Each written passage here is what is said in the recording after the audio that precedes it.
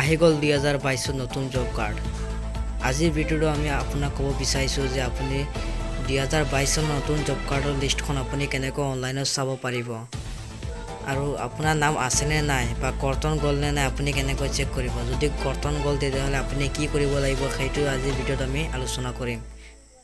পোনপ্ৰথমে আপুনি কি কৰিব লাগিব, আপোনাৰ কম্পিউটাৰ বা মোবাইলত যিকোনো এটা স্ক্ৰীনত গৈ আপুনি চাৰ্চ কৰিব এমৰেগা ৱেবছাইট বুলি। এমৰেগা যোনটো ৱেবছাইট হয় এইটো আপুনি চাৰ্চ কৰি ল'ব।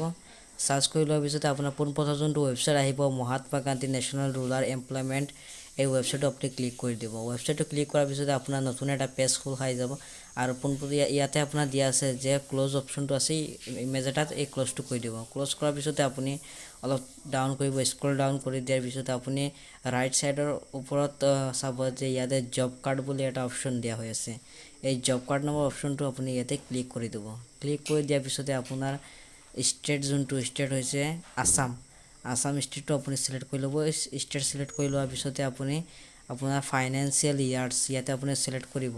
তো ইয়াতে 2021-22 বুলি নতুন লিষ্টখনত আপুনি ক্লিক কৰি ল'ব। ক্লিক কৰি দিয়াৰ পিছতে আপুনি তলফালে টানিব, আপোনাৰ স্ক্ৰল ডাউন কৰিব। ইয়াতে আপোনাৰ যোনটো ডিষ্ট্ৰিক্ট হয় ডিষ্ট্ৰিক্টটো আপুনি চিলেক্ট কৰি ল'ব। তো মোৰ ডিষ্ট্ৰিক্টটো মই চিলেক্ট কৰি লৈছোঁ আৰু আপোনাৰ ব্লক যোনটো ব্লক চিলেক্ট কৰি ল'ব।